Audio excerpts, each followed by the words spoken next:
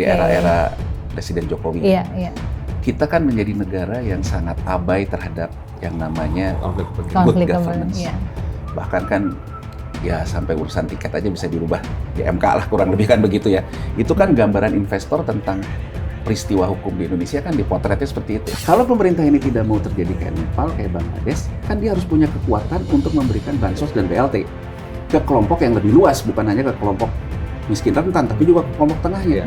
Berarti ada yang harus dia korbankan dong. Bahwa dia mungkin akan dikenang sebagai pemimpin yang tidak punya program, tapi dia mencegah negaranya jatuh ke dalam lubang krisis yang dalam.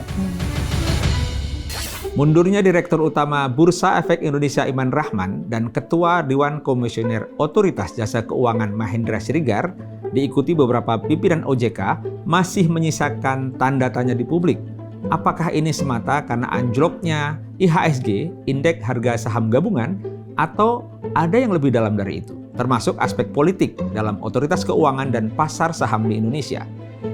Apakah penggantian Dirut BEI dan Ketua Dewan Komisioner OJK nantinya akan menjadi solusi bagi situasi fiskal di Indonesia?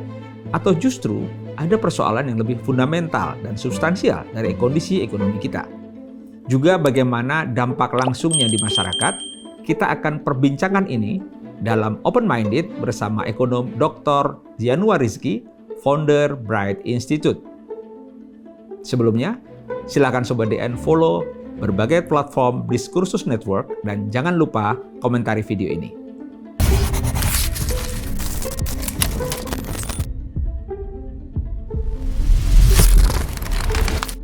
Assalamualaikum, jumpa lagi dalam Open Minded di Diskursus Net. Kali ini kita bersama dengan ekonom Zianwar Rizky.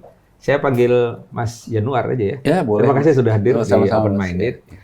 Dan kali ini penting karena kita ditemani juga oleh founder dari Diskursus Net, Mbak Vesy Alwi. Mas Aman, terima kasih. Mas Zianwar, makasih sudah hadir.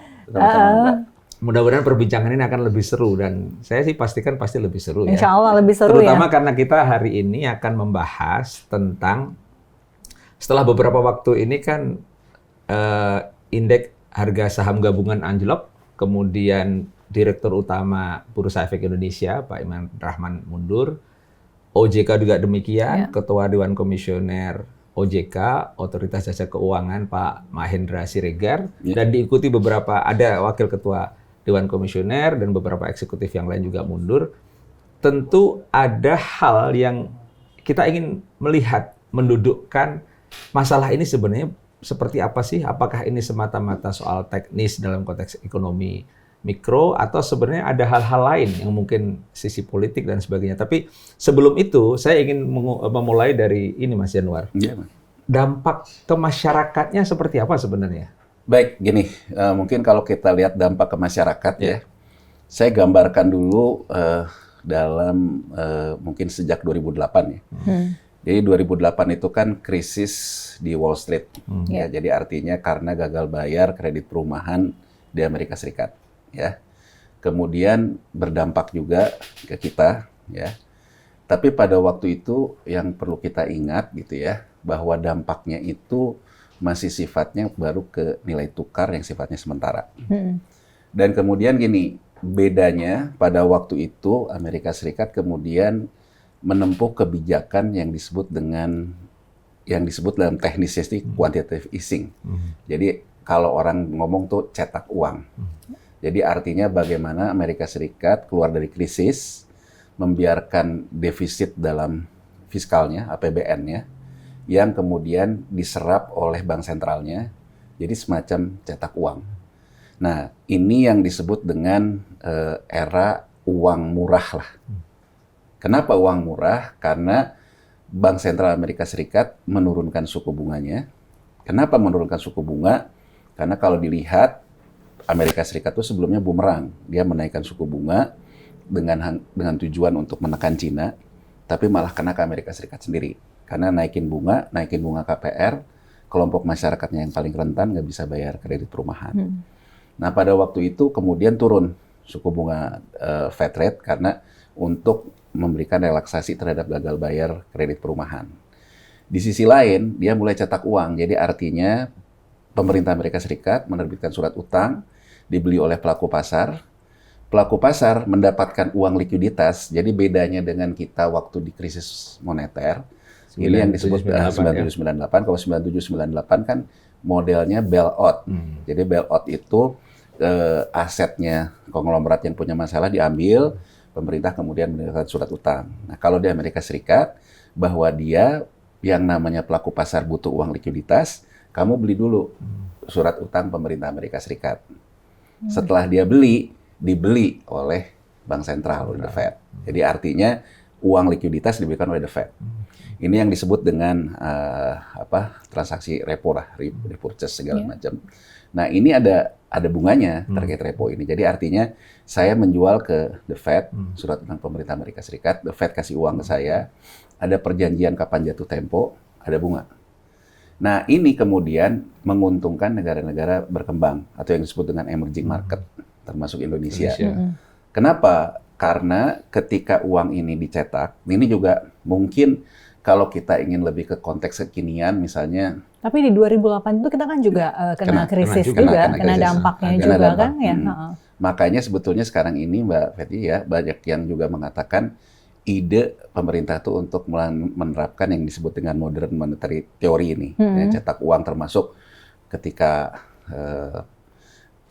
Pak Tommy Jiwandono ke BI gitu ya. Kemudian ini kan sinyal yang ingin diberikan seolah-olah pemerintah ingin menempuh kebijakan cetak uang. Tapi yang ingin saya katakan gini. Tapi kembali ke yang tadi pertanyaannya Mas Ahman, ini dampaknya ke masyarakat seperti apa? Makanya kita lihat dari situ dulu.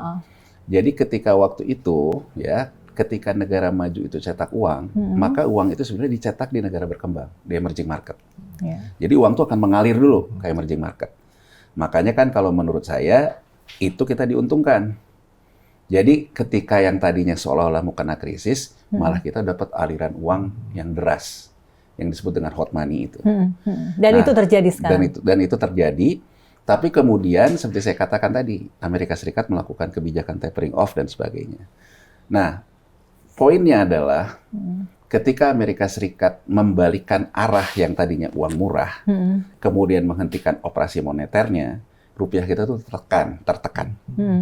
Nah, saya ingin mulai ketika... Dan itu terjadi juga sekarang. Iya. Jadi saya ingin mulai dari titik ini. Di 2016, ya, US Dollar Index 97 itu, rupiah kita tuh masih di sekitar 14.800-an. Ya, kemudian di tahun 2020, US Dollar Index 97 udah bergerak nih ke 15 ribuan sekian.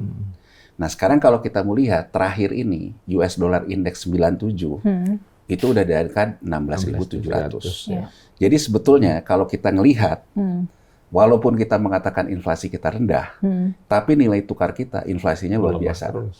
Jadi untuk sama-sama US Dollar Index 97 dari 14.000 sekarang udah ke 16.700. Jadi 2.700 poin. Nah, ini yang berdampak ke masyarakat. Jadi masyarakat itu dalam posisi postur kita, ya. Jadi gini, kita itu posisinya, ya, kalau pelemahan nilai tukar itu menguntungkan, berarti ekspor kita diuntungkan. Sama dengan saya ingin melihatnya, kita langsung komparasi saja dengan Vietnam. Vietnam dong itu juga sama lemah loh. Jadi jangan dianggap bahwa Vietnam yang sekarang kita anggap sebagai negara yang maju gitu ya, lebih maju dari kita. Pariwisatanya sedang hype. Tapi sebetulnya dari sisi nilai tukarnya 11-12. Vietnam dong tuh hari ini hampir 26.000. Dia melemah. Tapi kalau kita lihat Vietnam dong melemah, ekspornya tuh juga elastisitasnya terhadap neraca perdagangannya elastis, hampir dekat ke 1, hampir 0,9-an gitu. Artinya Vietnam memang menikmati pelemahan nilai tukar itu untuk ekspornya. Kita sebaliknya, kita itu dengan pelemahan nilai tukar gitu ya, ekspor kita juga tidak ikut so-so aja gitu ya. Alasan pemerintah soal dana hasil ekspor. Tapi yang paling penting yang harus kita lihat dari sisi impor. Nah, di Vietnam elastisitas impor terhadap inflasi dari impor akibat nilai tukar itu 0,54-an. Jadi artinya setengahnya saja. Berarti dengan kata lain, Vietnam sudah bisa mengatasi konsumsinya dengan produksi dalam negeri kurang lebih. Di kita kebalikannya. Begitu nilai tukar kita melemah, impor kita itu tinggi. Ketergantungan atas Jadi impor tinggi, itu data profilnya. Ya. Artinya masyarakat apa? Masyarakat akan menerima harga yang lebih tinggi. Karena memang struktur kita net importir. Jadi struktur kita net importir akan menerima harga yang tinggi, sementara harga ini terus naik. Nah, sekarang kembali ke pertanyaan Mas Aman tadi, apa dampak ke masyarakat? Jelas bahwa kita dalam posisi yang terus mata uang kita melemah. Bahkan ketika US dollar index itu melemah, jadi kan US dollar index itu sempat 104, dia melemah lagi. Rupiah tetap lemah, tidak menguat. Itu yang orang bandingkan kenapa kok kita buruk dibandingkan ringgit, dibandingkan segala macam. Karena kan harusnya kalau begitu US dollar indeksnya melemah, mata uang negara lain menguat. Iya. Anomali jadi ya. Anomali. Jadi ini sebenarnya menunjukkan menurut saya kita sudah punya potensi bahwa di dalam negeri sendiri sebetulnya sudah tidak terlalu percaya terhadap rupiah kita. Oke. Nah, menakutkan juga ini. Kalau supaya menghubungkan dengan apa yang terjadi hari ini, pertama itu kan tidak bisa dibiarkan pasti ya. Dengan mundurnya Direktur Utama Bursa Efek Indonesia, petinggi-petinggi OJK, terus kita mendudukkan tadi yang dampak ke masyarakat seperti itu nggak bisa dibiarkan, tapi bagaimana kita mendudukkan masalah ini secara proporsional gitu ya. Mungkin ada aspek politiknya, tapi juga ada aspek teknis yang secara ekonomi harus diatasi di dalam negeri gitu ya. Ya kan yang berkembang di masyarakat nggak bisa kita nafikan juga mundurnya petinggi OJK, lalu Bursa Efek Indonesia, ada unsur politisnya begitu. Kalau dari pandangan Mas Yanuar sendiri bagaimana? Menurut saya ya ada unsur politisnya, tapi menurut saya secara objektif memang menurut saya pimpinan OJK harus bertanggung jawab. Atas apa tuh Mas? Mungkin bisa dijelaskan. Jadi gini, kalau kita bicara tentang pasar, pasar ini kan bicara tentang mekanisme pasar. Peran negara itu ada di mana? Sebenarnya peran negara gitu ya dalam mekanisme pasar itu bukan di soal intervensi pasar. Yang paling besar kalau kita alirannya adalah murni full market mechanism, negara itu menjadi wasit. Jadi artinya fungsi dia sebagai pengawas, fungsi dia dalam penegakan hukum, fungsi dia dalam membuat aturan. Nah, kalau kita perhatikan gitu ya, pelemahan nilai tukar rupiah kita, terutama setelah 2016 ke sini. Jadi Mbak, kita lihat ketika di 2008, ya, yang saya bilang tadi di awal, itu sebetulnya hot money atau uang panas itu banyak menerap surat utang pemerintah kita. Jadi artinya asing membeli SBN kita. Pada waktu itu sampai dengan 2016, 2012 itu, yang namanya domestik itu masih 12% pegang SBN, sisanya asing. Nah, begitu asing keluar di tahun 2016, berubah nih posturnya. Menjadi Bank Indonesia menjadi dominan. Jadi Bank Indonesia itu sekarang 45%-an, BPJS Ketenagakerjaan hampir 20%-an, 70%-an. Gitu ya. Nah, artinya yang dulu, jadi gini, bagaimana saya bisa menggerakkan nilai tukar rupiah? Itu dulu yang perlu dipahami publik secara baik ya. Pertama, saya bisa melakukan transaksi di pasar uang antar bank kalau saya punya underlying, punya transaksinya. Jadi transaksi pertama itu apa? Transaksi terkait dengan ekspor-impor. Kalau saya ekspor-impor, wajar. Kalau saya masuk ke pasar uang antar bank, minta US dollar atau minta rupiah. Karena underlying-nya ekspor-impor. Tapi bisa juga karena transaksi portofolio. Karena saya asing. Saya jual beli saham, jual beli SBN di pasar sekunder, maka saya juga boleh masuk ke pasar uang antar bank. Nah, dalam postur seperti ini, ketika dulu asing itu masih pegang SBN lebih banyak, dia menggerakkan pelemahan nilai tukar kita itu dengan transaksi SBN, surat utang negara. Jadi karena dia volumenya besar, bergeraklah rupiah kita. Nah, begitu SBN-nya di hold sama BI, secara stabilitas, kan ruang geraknya terbatas. Pakailah saham. Jadi artinya ketika saya misalnya katakan aja rupiahnya sekarang 16.200. Saya kemudian masuk ke pasar uang antar bank, minta dolar yang besar. Pastikan di pasar uang antar bank akan ditanya apa? Saya akan bilang, nasabah saya jual sahamnya, asing. Berarti kan ada underlying-nya. Nah, ini yang menggerakkan si pasarnya. Nah, di mana negara ngelihat ini? Ya, negara kan melihat ini, kalau underlying-nya betul-betul bukan ada, misalnya gini, ekspor impor, dibuktikan, Atau jual beli saham. atau jual beli saham. Ya. Kalau ini bukan perbuatan melanggar hukum, ya kan, ya itu transaksi yang sah. Jadi negara sebetulnya bisa juga menerapkan sistem bahwa ini ketika ke saham, ini transaksinya perbuatan melawan hukum nih, yang disebut dengan goreng-goreng saham ini, ya kan? Nah artinya kalau kita mengatakan ini transaksinya mengandung unsur goreng-goreng saham sesuai dengan pidana kita, Harusnya ada antisipasi. harus ada antisipasi. Artinya negara bisa menghentikan juga proses spekulasi berlebihan ini atas nama hukum. Iya. Atas nama Jadi hukum. mungkin kita harus ke goreng-goreng saham dulu kali ya Mas Aman ya. Tapi yang diindikasikan sama Mas Januar kan bahwa mundurnya petinggi dua institusi ini kan juga karena ada masalah, bukan semata-mata unsur politik kan. Nah, ada apa tuh? Kalau kira-kira dikupas itu sebenarnya apa yang terjadi, Mas? Oke, sekarang saya akan melihat gini. Kan tadi kalau kita ngelihat, berarti kan fungsi utamanya terkait dengan pengawasan dan penegak hukum itu jadi dominan kan. Nah, saya melihat bahwa soal ini terabaikan. Pertama gini, misalnya di Undang-Undang Pasar Modal Negara manapun, yang dilarang afiliasi, misalnya saya sama Mbak Fesi dan Mas Aman gitu ya, saya ada afiliasi gitu. Orang bisa membuktikan, oh ini pernah sama di diskursus gitu, ada afiliasinya. Kemudian saya bertransaksi di pasar modal, kita bertiga ini. Itu boleh nggak? Boleh, asal tidak mengakibatkan transaksi benturan konflik kepentingan. Jadi afiliasi boleh nggak? Boleh. Yang tidak boleh apa? Konflik kepentingan. Nah, apa yang terjadi dalam terutama beberapa bulan terakhiran ini atau terutama 10 tahun terakhir kali ya di era-era Presiden Jokowi. Kita kan menjadi negara yang sangat abai terhadap yang namanya good governance. Bahkan kan ya sampai urusan tiket aja bisa dirubah di MK lah, kurang lebih kan begitu ya. Itu kan gambaran investor tentang peristiwa hukum di Indonesia kan dipotretnya seperti itu. Ini negara yang sebetulnya menganggap konflik kepentingan itu biasa. Kita lihat ketika kasus ini bukan baru pertama kali, itu yang perlu dicatat. Di Maret tahun lalu, 2025 MSCI juga dia mengeluarkan rilisnya pada waktu itu belum bicara tentang floating dan sebagainya ini. Ini tahun lalu nih. Tahun lalu MSCI bilang bahwa dia melakukan rebalancing terhadap strategi perdagangan portofolio di Indonesia. Jadi gini, MSCI itu kan dia penerbit indeks.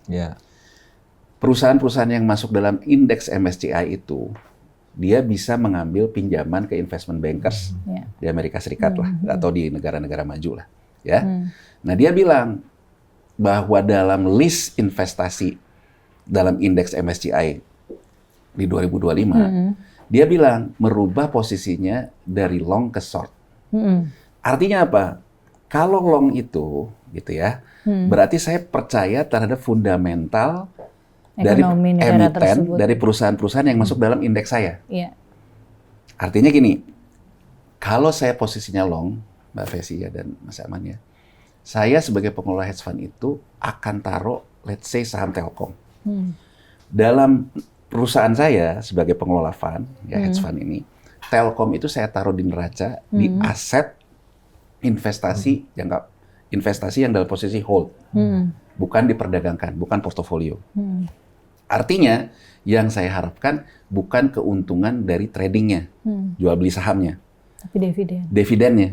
Maka saya akan mendapatkan keuntungan hold ini di rugi laba saya, pendapatan dividen. Nah artinya kalau posisi long, bahwa MSCI meyakini kemampuan perusahaan yang dalam indeks dia menghasilkan laba yang besar, sehingga dividennya membesar, maka dividen yield-nya akan membesar. Maka long kan. Nah kalau dia mengatakan bahwa posisinya dirubah ke posisi short. Kalau dia berubah ke posisi short, alasan dia pada waktu itu, ini yang perlu kita catat dalam pembicaraan kita hari ini. Sebenarnya yang laten tuh isu ini sebetulnya. Apa tuh? Nah, dia bilang, kenapa merubah ke posisi short? Karena dia bilang Indonesia mengalami tekanan fiskal. Kenapa kok tekanan fiskal di APBN kok dibawa ke urusan fundamental perusahaan atau emiten? Kan sinyalnya gampang aja Mbak Desi dan Mas Aman. Kalau misalnya negara ini penerimaan negaranya turun dari PPH, dari PPN, artinya kalau PPH turun, berarti perusahaan juga labanya turun, karena PPH-nya turun.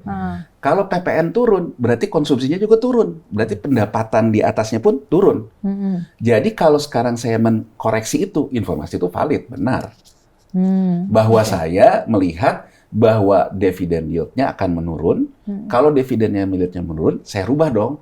Dari yang tadinya asetnya dalam posisi hold, saya rubah ke bawah. Aset dalam posisi portofolio. Kalau aset dalam portofolio ini, keuntungan saya di rugi laba saya bukan lagi dari dividen, Mbak. Tapi dari keuntungan saya dari trading. Artinya ketika long ke short itu, MSCI tahun lalu mengatakan, oke, kita nggak keluar dari Indonesia. Tapi kalau Anda mau tetap di Indonesia, ya goreng saham. Kurang lebih kan begitu. Ya kan, artinya kan ya goreng saham, cari volatilitas yang tinggi gitu ya. Nah, dalam posisi pada waktu itu, satu, sekarang kita langsung ke konstruksi undang-undangnya. Kalau kita lompat ke yang tahun ini terjadi, kurang lebih seperti itu juga, yang dari MSCI ya? Dari MSCI. Jadi ini kan pertama dulu nih di MSCI ya.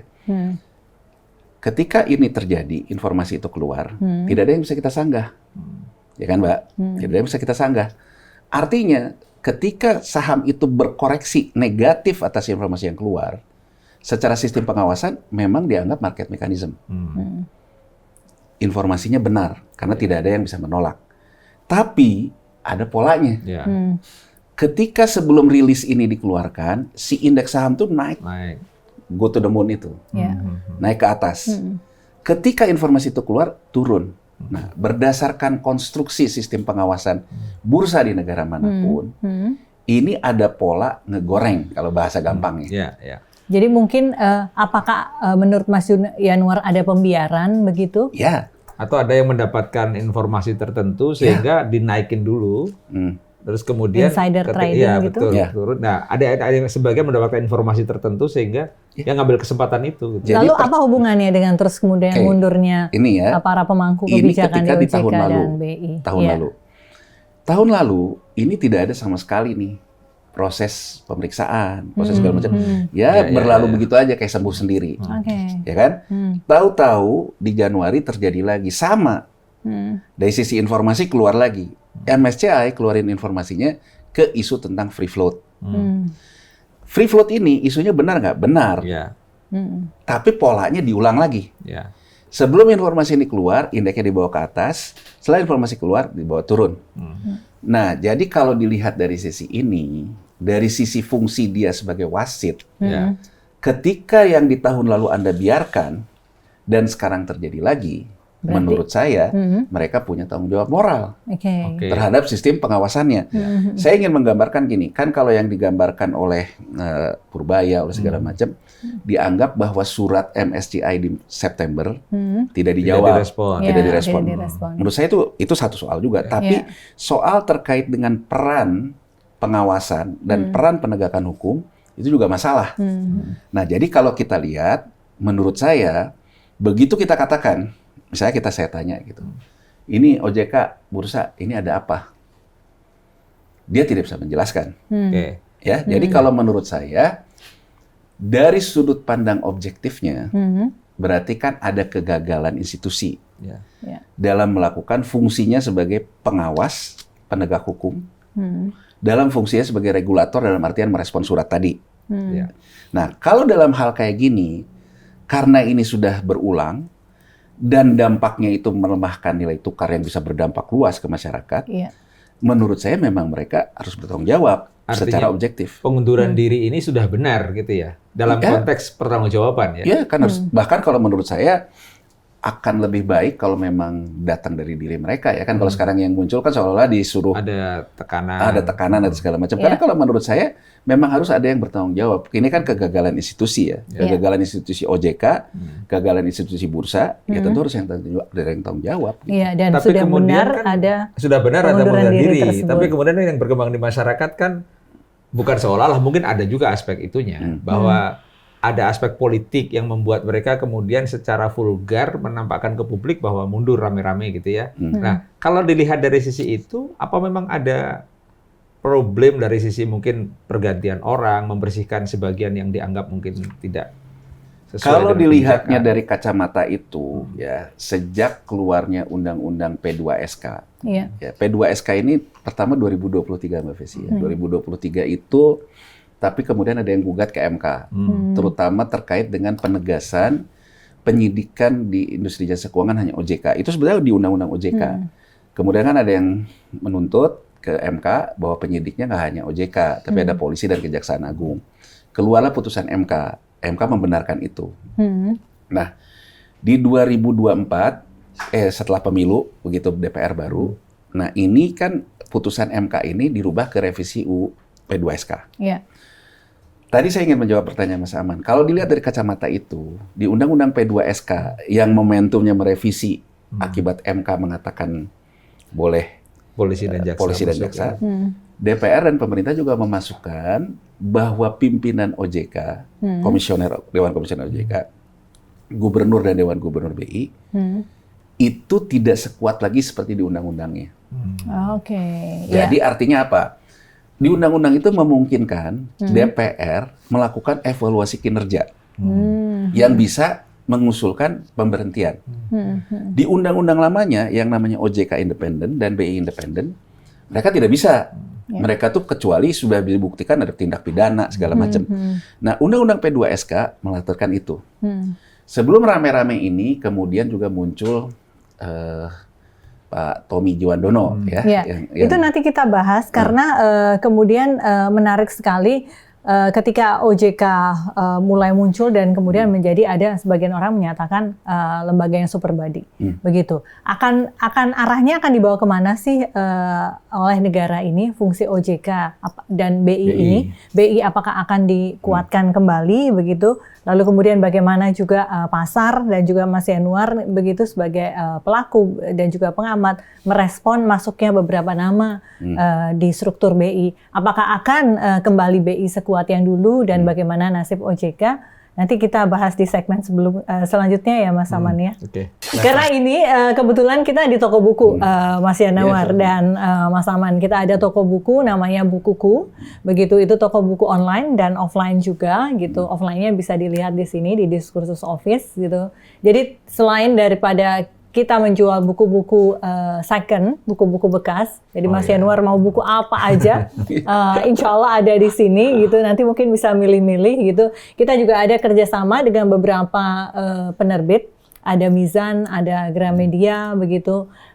Dan juga beberapa penerbit yang lainnya gitu. Kami juga kerap ada kerjasama dengan sejumlah penerbit untuk melakukan penerbitan buku. Selain Diskursus Network juga menerbitkan buku sendiri begitu, dan juga ada beberapa podcast kerjasama dengan mereka gitu. Jadi nanti kita suruh pilih salah satu bukunya. Bukuku ini selain offline store-nya, kami juga ada website-nya, bukuku.com namanya gitu. Dan nanti akan menjadi chambers juga, menjadi wadah para penulis dan penerbit juga untuk bisa berdiskusi di sana. Juga ada tokonya di marketplace, wah ini, dan juga bisa langsung ini di scan barcode kalau ke sini untuk membeli buku. Seperti itu Mas Aman. Baik, kita lanjutkan ke soal bahwa apa yang terjadi dengan pengunduran diri di Bursa Efek dan kemudian juga pimpinan OJK, ini kan pertama kalinya terjadi sepanjang ada OJK sejak 2011, bahkan sepanjang reformasi kan, ketika otoritas moneter dikuatkan. Tapi yang kita harapkan sebenarnya apa yang tadi berdampak ke masyarakat itu kan tidak berlanjut ya, maksudnya kemungkinan akan terjadi hal-hal yang lebih buruk. Nah, dalam konteks ini, kalaupun nanti muncul figur-figur baru, apakah ini cukup akan bisa mengobati atau membenahi apa yang sebenarnya terjadi? Yang seperti Mas Yanuar sampaikan, memang ada tanggung jawab yang harus diemban oleh para pimpinan BI maupun OJK. Apakah itu bisa diperbaiki ketika ada figur baru nanti? Baik, saya pertama ingin ngomong dulu dari sisi situasi politiknya. Jadi sebelum kejadian ini, susah dipungkiri bahwa sebetulnya pemerintahan baru dan DPR baru memang ingin melakukan perombakan personil di OJK dan BI. Dilihat dari UU P2SK itu yang memang boleh melakukan kinerja itu.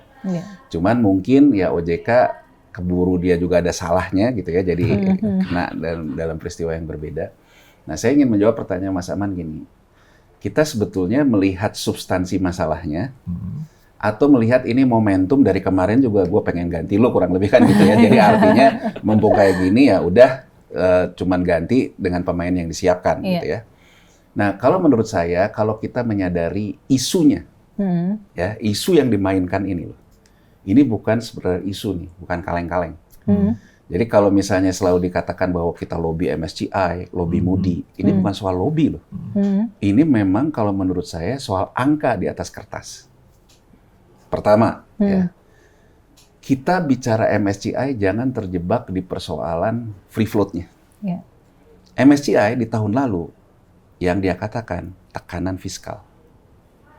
Setelah keluar MSCI kemarin yang diresonansi oleh JP Morgan dan sebagainya, Moody keluarkan outlook kita jadi negatif, dari stable ke negatif. Yeah.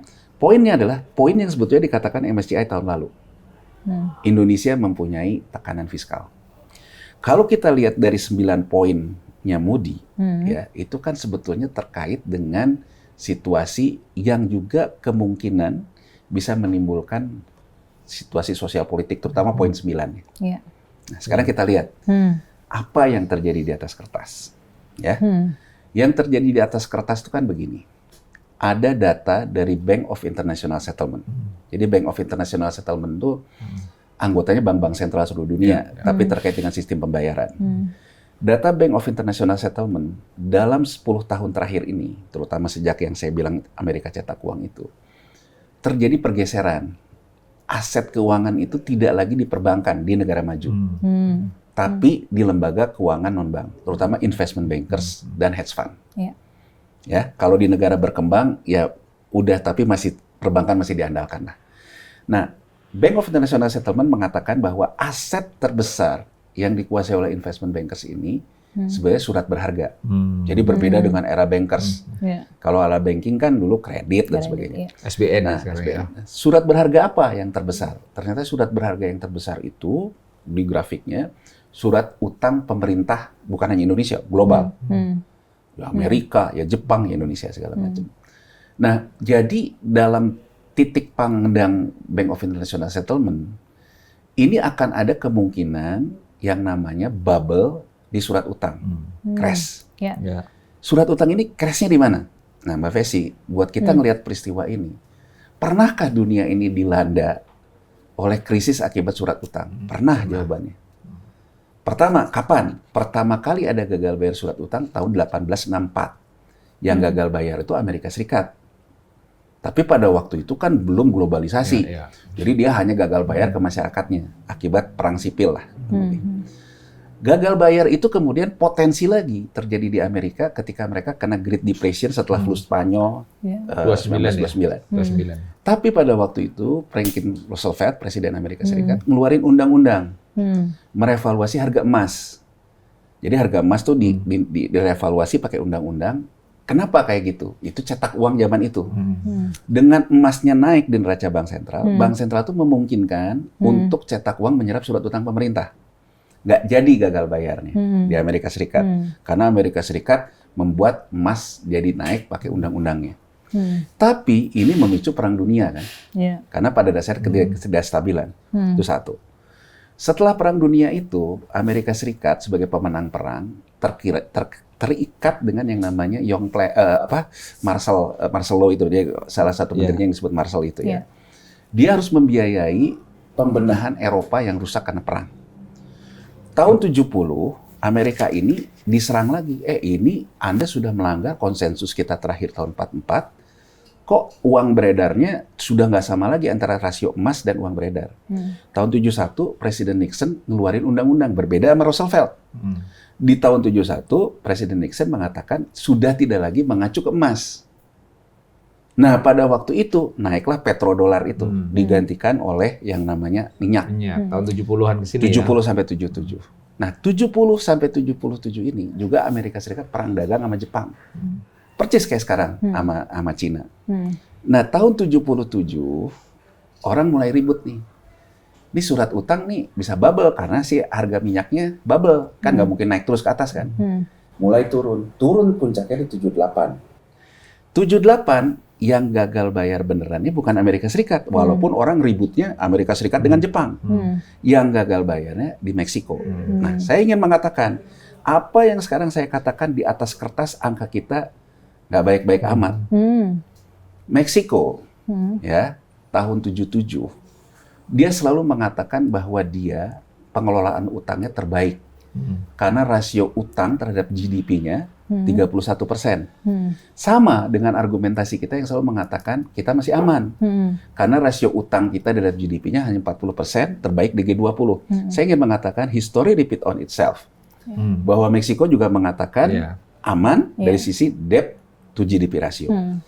78, begitu penerimaan negara Meksiko jatuh karena harga minyak yang jatuh, di saat yang sama belanjanya naik nih. Akibat kenapa? Akibat hutang jatuh temponya naik. Artinya penerimaan turun, belanja rutinnya naik karena hutang jatuh tempo, maka dia pertama kali gagal bayar bunga. Debt service rasionya turun. Nah, sekarang kita lihat Indonesia saat ini.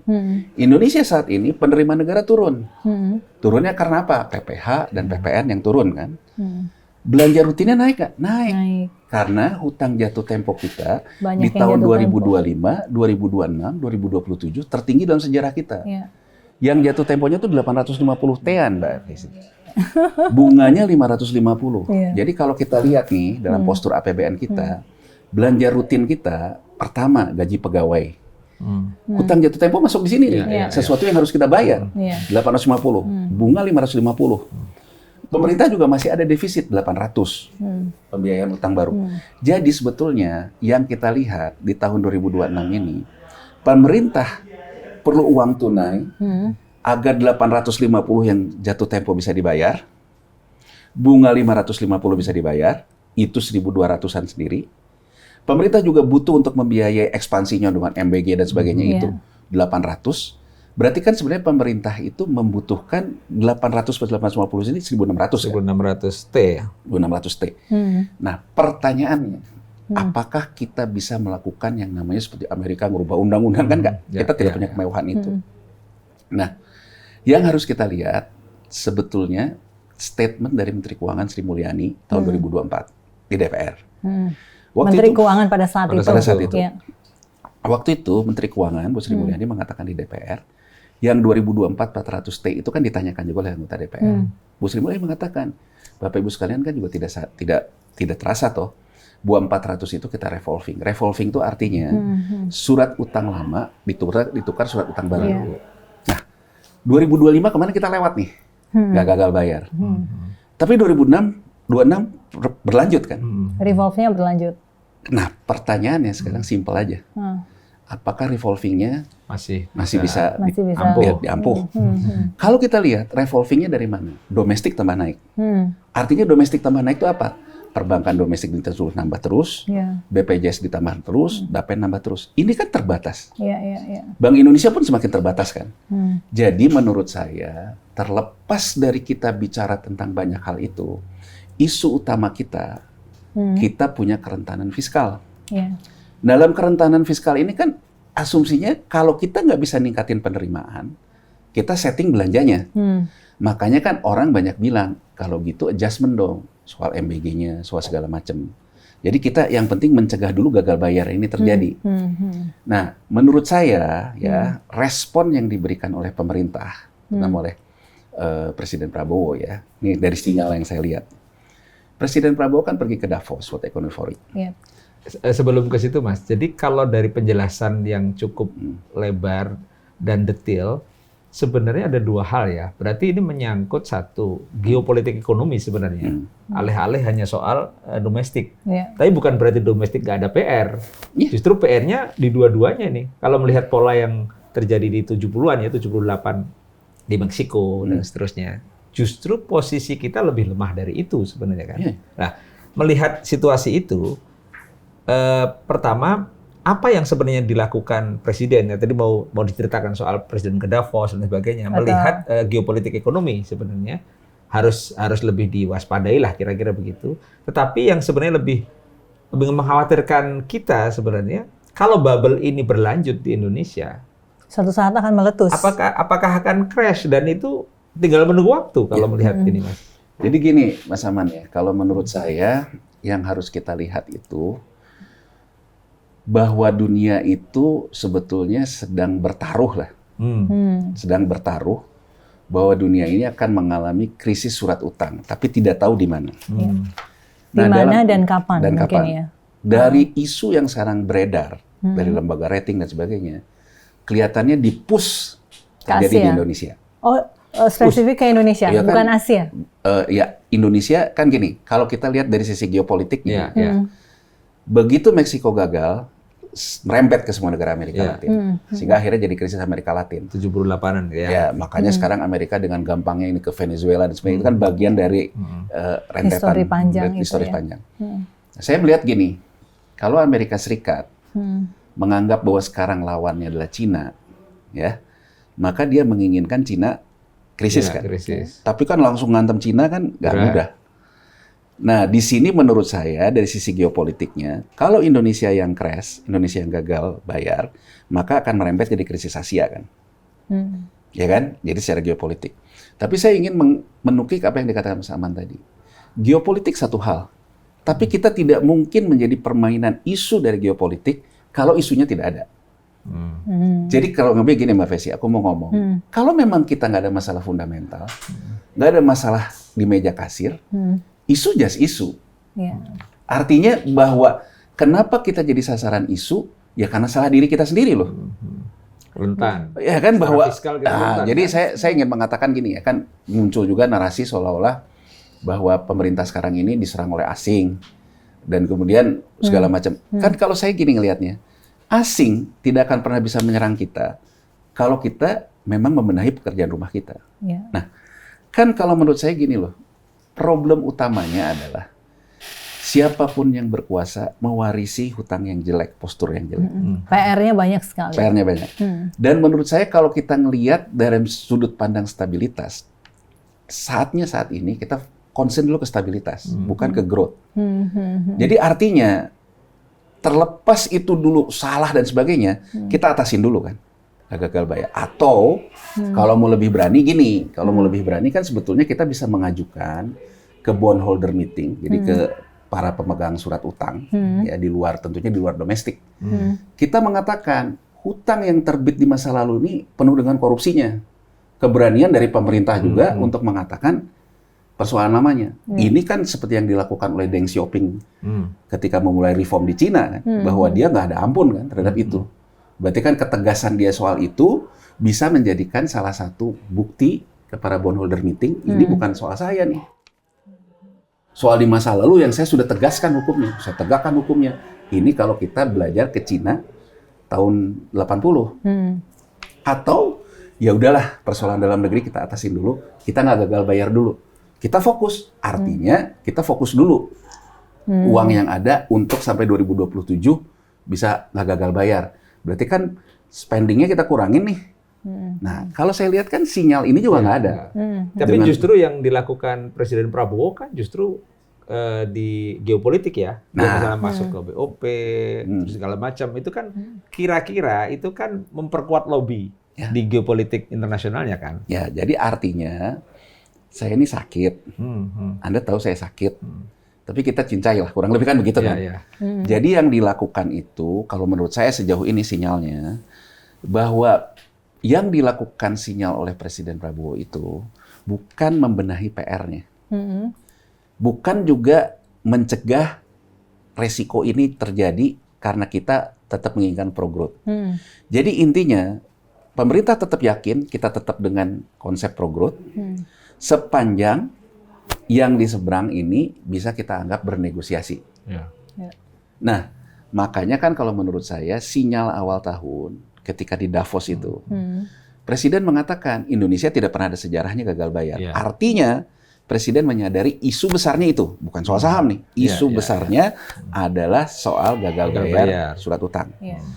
Presiden kemudian mengatakan masuk ke BOP, yang bentukan Trump. Bahkan kalau kita ngomong gitu, salah Board satu of Peace ya. ya buat office. Nah, salah satu fragile countries juga yang masuk itu Turki. Kan Turki Rila juga sama nih nasibnya kayak rupiahnya. Iya, iya. Tapi Erdogan kan nggak sampai statement soal Israel gitu. Presiden Prabowo kan bahkan sampai statement soal Israel.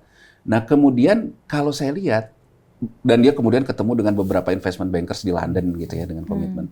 Anda balik gitu, begitu balik, Anda lihat sahamnya dihantam, pakai isu rupiahnya turun, kemudian diikuti oleh isu lainnya dari Moody. Menurut saya wajar sih kalau dia marah. Kan kalau dibandingkan dengan 2025 dia santai banget tuh terhadap dalam saham turun. situasi yang hampir sama ya. Nah artinya dia marah mungkin ke OJK dari sudut pandang itu. Nah sekarang kalau kita kembali ke pertanyaan tadi, apa yang harus kita lihat ke depan? Satu menurut saya, isunya harus kita perbaiki. Isu kita Fakta di lapangan. Isu itu berarti ini ya domestiknya Kondisi ya, domestik. PR-nya substansinya. Bahwa sekarang kan saya mengatakan gini, Purbaya mengatakan outlook negatif itu tidak akan terbukti kalau ternyata kita tidak gagal bayar. Setuju saya. Artinya Menteri Keuangan Purbaya memahami dan melakukan bahwa kita tidak akan gagal bayar. Nah, langkah untuk tidak gagal bayar ini kan cuma dua opsinya. Pemerintah merevisi tentang belanjanya, dikurangin. Itu tidak mungkin. Bahkan Purbaya udah mengatakan jangan ganggu-ganggu MBG karena itu pilar ekonomi pemerintah. Sinyal dari Presiden Prabowo pun tidak mungkin. Berarti kan akan cari untuk bayar hutangnya dari mana? Penerimaan kan nggak mungkin. Ya Mbak ya, penerimaan nggak mungkin. Nah, jalan satu-satunya kalau yang saya lihat sekarang, kayaknya mengandalkan bondholder meeting. Dalam bondholder meeting itu mungkin nanti akan mengajukan misalnya saja restrukturisasi. Jadi artinya seperti restrukturisasi ini artinya apa? Saya misalnya yang jatuh tempo tahun ini, saya minta ke bondholder panjangin deh tenornya nggak jatuh tempo. Kalau bondholdernya setuju, bisa. Tapi saya ingin memberikan gambaran nih Mbak Fesi dan Mas Aman. Tahun 2020, Argentina di bulan Januari itu mengajukan bondholder meeting. Minta restru. Ditolak. Ditolaknya itu alasan dari para bondholder meeting, karena ketika menerbitkan surat utangnya di tahun 2008 sampai 2015, Argentina menipu data statistiknya, BPS-nya. Saya ingin memberikan gambaran, gitu ya, analisa, ya, Pak Presiden. Anda jangan-jangan ada loh yang menjebakkan angka BPS ini. Karena angka BPS ini timbul perdebatan. Jadi saya ingin menggambarkan gini loh, seolah-olah amunisi itu udah ada yang nyiapin. Begitu misalnya besok kita bondholder meeting, kemudian kita ditolak, saya nggak percaya sama data kamu. Selesai kita kan? Tapi kelihatannya menurut saya pemerintah sangat meyakini bahwa dia bisa melalui bondholder meeting ini. Jadi dengan dia melakukan restrukturisasi, ya menurut saya pertaruhannya di situ. Tapi saya ingin memberikan gambaran sesuai dengan yang tadi diskursus dari awal ya. Masyarakat secara luasnya gimana gitu. Sebenarnya masyarakat secara luas ini kan simple aja. Kalau kita lihat posturnya, ya, apa angka dibalik turunnya PPN? Daya beli konsumsi yang rendah. Saya ketika Menteri Keuangannya masih Bu Sri Mulyani, saya juga banyak mengkritik dan dia menyanggah terus. Tidak ada pelemahan daya beli. Padahal saya mengatakan ini sejak 2023. Sinyalnya di mana? Sinyalnya satu. Masyarakat kita di bawah sudah ada konflik antar masyarakat. Dalam artian gini, pinjol mulai dikejar-kejar debt collector. Yang dikejar-kejar debt collector bukan hanya yang ngambil pinjolnya, tapi orang-orang yang ada dalam HP-nya segala macam. Judol juga muncul di 2023. Saya akan mengatakan bahwa akar dari masalah ini bukan persoalan pinjol legal, ilegal seperti yang OJK katakan. Akarnya masyarakat kita mengatasi konsumsinya dengan pinjol. Artinya mereka sudah tidak punya pendapatan.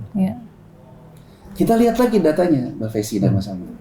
Sejak 2024 itu, data pemegang tabungan yang saldonya di atas 100 juta, nilai saldonya turun. Artinya sinyal makan tabungan terjadi. Artinya sebetulnya untuk konsumsinya, yang mesti punya tabungan makan tabungan, mantap. Yang tabungannya udah nggak punya makan utang, maut. Matang. Problemnya, yang saya katakan juga di tahun 2024, problemnya adalah angka kredit macet di NPL-nya, pinjol, naik. Dan bahkan di kelas menengah kantoran yang dengan cermin kartu kredit juga naik. Artinya sinyalnya apa?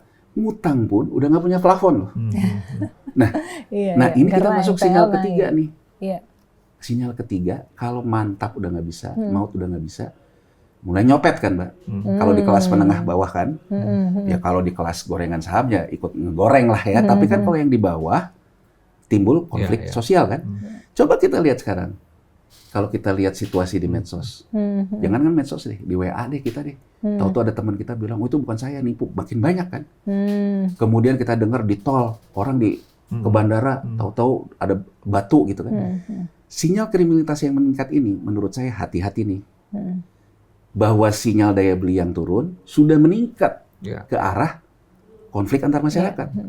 Ini kan yang digambarkan serem-serem terus nih ya. iya. Tapi kita selalu diskursus mencari solusi, mencari perspektif positifnya. Lalu apa yang bisa ditawarkan Kira-kira, narasumber kita kepada pemerintah seperti itu. Nah, kira-kira kalau Mas Januar punya kesempatan untuk menyampaikan langsung ke Betul. Presiden Prabowo, Iya. kira-kira dalam statement yang singkat apa yang mesti di Pertama oleh gini, Presiden? saya Iya. setuju dengan apa yang dikatakan oleh Purbaya. Iya. Krisis sampai yang akhirnya menjurus ke krisis politik, Ya. menurut Purbaya, tidak akan pernah terjadi kalau M0-nya nggak kering. M0 itu uang yang ada di dompet Iya. kita. Iya. Ya. Jadi menurut Purbaya, pemerintah itu untuk mencegah krisis harus memastikan M0-nya basah. Iya. Tapi di sini perbedaan pendapat saya dengan Purbaya. Purbaya menganggap untuk membasahi M0 itu dengan menginjek likuiditas ke Ya. M1. Iya. Menurut saya, kalau sekarang kita lihat posturnya, M1-nya itu udah berkurang karena makan tabungan. Ya. Ada kredit konsumsi yang macet. Ini juga terkonfirmasi BCA udah mulai impair laporan keuangannya di Q3 2025. Artinya saya ingin mengatakan, kalau kita concern-nya terhadap M0 di sini, nggak ada obat. Artinya kita harus langsung guyur Ya. uang itu. Purbaya mengatakan, loh injeksi likuiditas saya kemarin itu siapa bilang nggak berdampak. Buktinya sekarang sudah tidak lagi demo-demo. Perlu diingat, sebelum Purbaya masuk pun, di triwulan terakhir, di Q4, ada BLT, Bansos. Jadi kan uang M0 itu langsung ke BLT dan Bansos. Tapi Mbak Fesi, kita lihat dulu posturnya. Orang yang ngambil kartu kredit, dia nggak akan dapat Bansos. Iya. Iya. Jadi nggak kena sasaran. Nggak kena gitu sasaran. maksudnya. Jadi kalau Iya. menurut saya, kalau memang pemerintah maunya seperti itu, artinya pemerintah fokus dong. Kan kalau kita lihat posturnya APBN itu, ya ada belanja rutin itu, ada terkait bayar bunga, ada terkait subsidi. Berarti kan daripada pemerintah dulu mikir yang terlalu ekspansi, koperasi merah putih segala macam, fokus dulu dong di subsidinya. Terutama mencegah yang kelompok yang tidak kena BLT nih. Ya kan, agar mereka tidak turun dulu.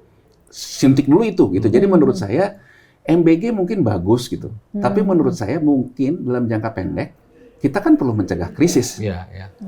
Jadi artinya kalau pemerintah ini tidak mau terjadi kayak Nepal, kayak Bangladesh, kan dia harus punya kekuatan untuk memberikan bansos dan BLT ke kelompok yang lebih luas, bukan hanya ke kelompok miskin rentan, tapi juga ke kelompok tengahnya. Ya, ya. Berarti ada yang harus dia korbankan dong.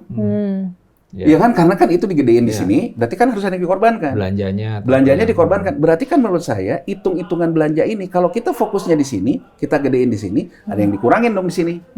Terkait MBG, terkait koperasi merah putih gitu ya. Itu menurut Tapi saya. kalau kemudian saran mengurangi MBG misalnya tidak bisa diterima oleh pemerintah saat ini karena memang programnya sudah jalan, saran apa lagi yang bisa Mas Yanuar sampaikan? Ya, kalau menurut saya, kalau terus ngotot seperti ini, ya kita cuma berharap aja bahwa kepentingan geopolitik non-state ya, yang di belakang Amerika Serikat ini, ya terutama pengelola hedge fund, kepentingannya memang ketemu. Jadi artinya kan kita sebetulnya alih-alih mengatakan tentang berdikari, sebetulnya kita menjadi negara yang selalu mentalnya terjajah kan, Bang. Dengan kata lain kan kita minta bantuan kan. Jangan buat saya gini dong, tolongin dong saya. Itu kan kurang lebih kan gitu kalau posisinya kayak gitu. Kan gini loh, gampangannya gini loh Mbak Fesi. Kalau misalnya bondholder meeting mengatakan, ya udah deh revolvingnya saya terima deh. Pemerintah punya ruang kan. Ya. Artinya tidak akan terjadi gagal bayarnya. Tapi harga yang harus dibayar pasti ada. Ya kan, harga yang harus dibayar kan pasti ada. Tapi kan kalau menurut saya, rasa-rasanya, kalau saya boleh saran ke pemerintah, rasa-rasanya, ada disconnect reality yang terjadi. Pemerintah kurang melihat data terkait yang mantap, maut, dan kriminal tadi. Oke. Waduh. Jadi kalau menurut saya, pemerintah dibutuhkan oleh masyarakat yang memang hidupnya di garis ini. Kalau kelompok atas, Mbak, ya dia pindahin ke emas, natural hedging kan. Iya. Jadi saya kalau ditanya oleh orang, apa yang harus dilakukan? Ya kalau Anda punya ruang, kalau lihat makan tabungan, lihat banknya kemungkinan ini, Anda bisa pindahin. Tapi kan kalau Anda pindahin ke emas, Anda menekan masyarakat di bawahnya juga. Transaksi antar kelasnya semakin terganggu kan. Jadi Mbak Vesy, kalau menurut saya ingin mengatakan bahwa disinilah peran sejarah seorang pemimpin ya. Bahwa dia mungkin akan dikenang sebagai pemimpin yang tidak punya program, tapi dia mencegah negaranya jatuh ke dalam lubang krisis yang dalam. Dibandingkan dia ingin dikenang sebagai pemimpin yang punya program, tapi sebetulnya itu masuk ke jurang yang sama. Oke. Ini mudah-mudahan apa yang disampaikan ini Mas seperti Januar, kuliah 1 jam ya. Tapi apa yang disampaikan Mas Januar ini mudah-mudahan didengar oleh pemerintah, terutama presiden ya. Karena kan kalau saya membayangkan crash itu ada di depan matanya Mas Januar nih. Kalau itu tidak dilakukan. Nah, baik karena waktu kita terbatas dan kita sudah berbincang panjang kurang lebih 1 jam, supaya di pasar juga tidak bergejolak terutama di sektor sosial di masyarakat, tentu ada hal-hal yang bisa kita petik dari perbincangan kita dengan Mas Januar, dan kita akan ketemu lagi di episode berikutnya di Open Minded di Diskursus Network. Dan memang gejolak pasar tidak pernah berdiri sendiri. Ia bisa dipicu oleh faktor global, tapi juga bisa diperbesar oleh tekanan domestik dan dipertajam oleh dinamika politik. Terima kasih sudah membersamai kami. Dan Mbak Vesy, barangkali ada yang mau disampaikan sudah, sebelum kita tutup? Cukup. Terima kasih Mas Yanuar sudah hadir di Diskursus Network. Mudah-mudahan kita selalu berharap semua apa yang kita perbincangkan di sini bermanfaat, memberikan masukan kepada pemerintah, kepada stakeholder yang lain, dan kemudian mendatangkan solusi khususnya untuk masyarakat. Ya. Terakhir, jangan lupa komentar dan ikuti di berbagai platform Diskursus Network. Sampai ketemu di perbincangan berikutnya. Terima kasih.